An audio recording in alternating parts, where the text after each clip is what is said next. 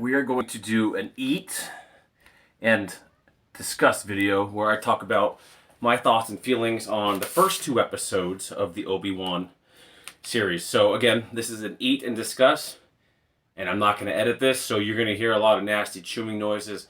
My thoughts are going to be broken up here and there, and I just don't care. So if you happen to come across this, I don't expect, and you probably didn't last this long.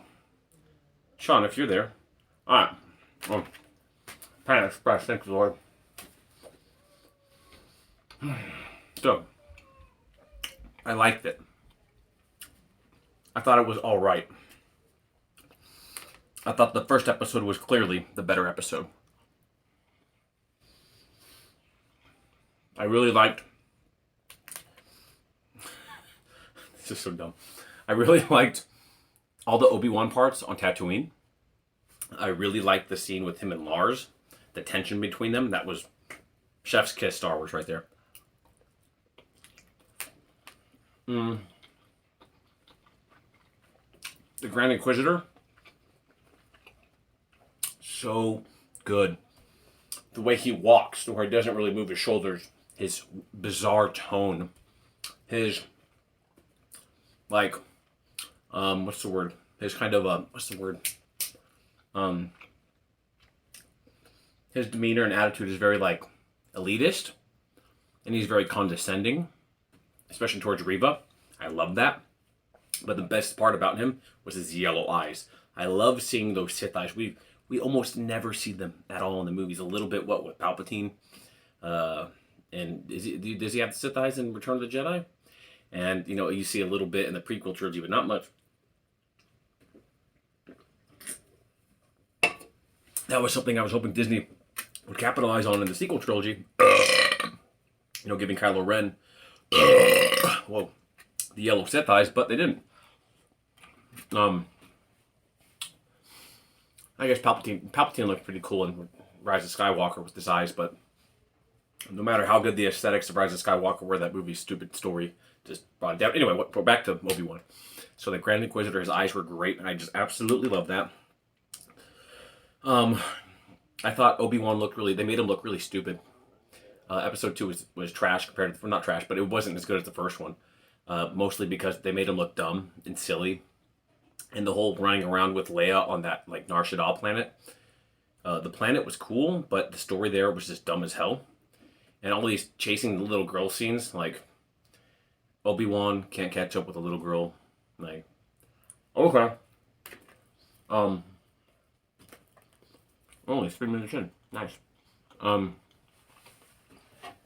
What else? Good food. Okay, let's just jump to what the whole and the controversy in the media right now seems to be. There's Reva, and I think the media is blowing this way out of proportion. They're making it sound like the Star Wars community is toxic like there's a large swath of toxic fans that are sending her all these stupid messages or whatever, when in reality it's probably like, out of all the fans that have seen the show, it's got to be less than like 0.1%, less than, you know, 1/100% or something. And so it's really unfortunate to see the media trash bag Star Wars fans, and then all the retards on Twitter jump on it too, making all these stupid statements. Like, people on Twitter are so dumb, they like post something, it's like, this is my statement. And like they're just looking for karma or whatever, or likes, retweets. Basically trashing all the Star Wars fan. Making it seem like if you criticize the character, that you're criticizing her race. And that's completely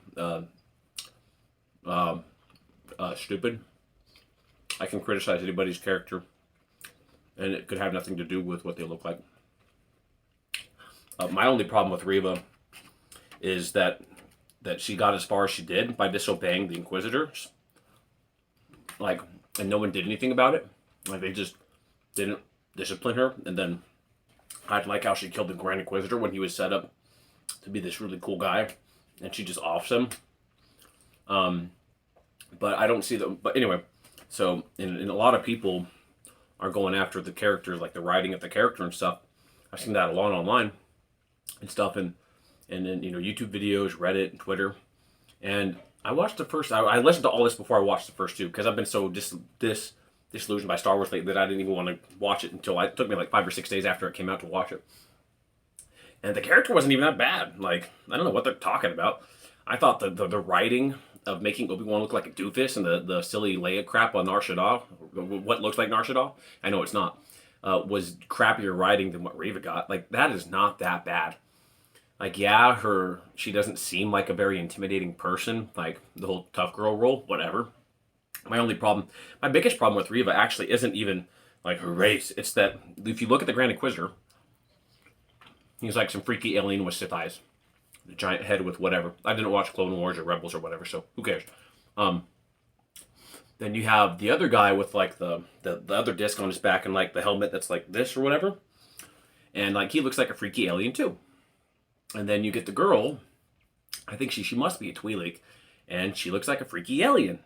And then you get Reva, who looks like a model, like a human model, like stepping off a photo shoot, like amongst the Inquisitors. It just, the vibe of it didn't fit me because it's like these creepy alien monster looking dudes and then basically a hot model.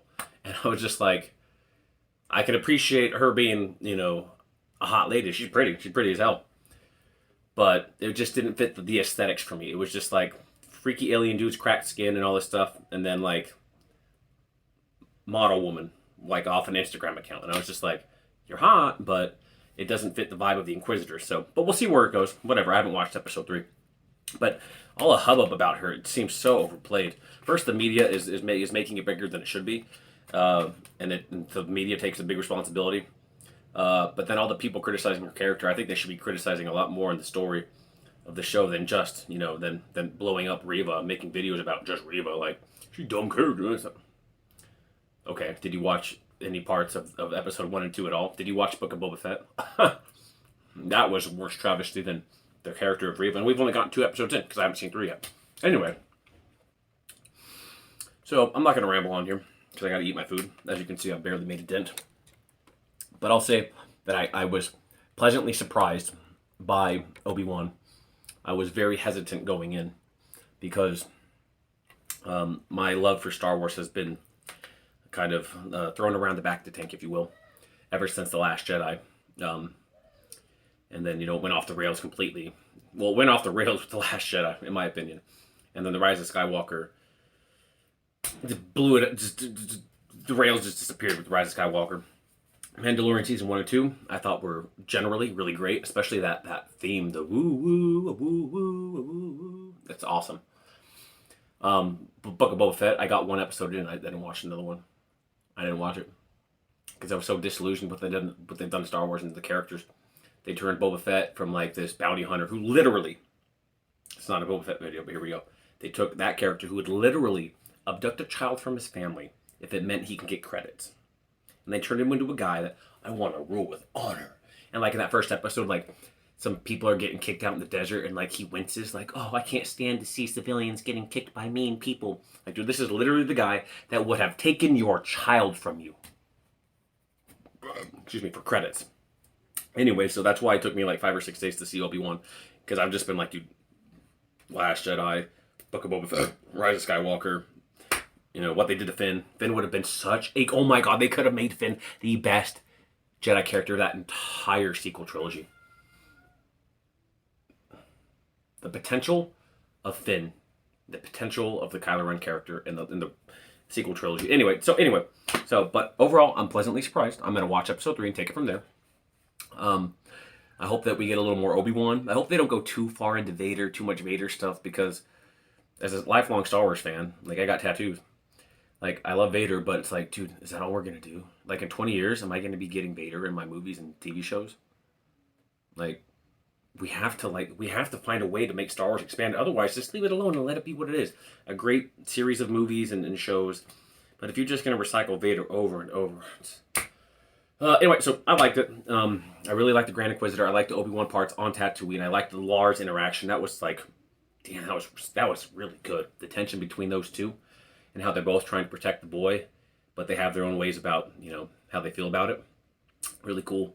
The Reva character, not too, it's fine. We'll see where it goes. I'm actually indifferent. I don't either hate the character or like dislike it, and I'm not like woo Reva. I'm just bummed that she killed the Grand Inquisitor, but I'll give it a chance. We'll see what happens. She's hot. I don't care. So, and I like hot girls in my Star Wars. So, there you go. That's it. Peace.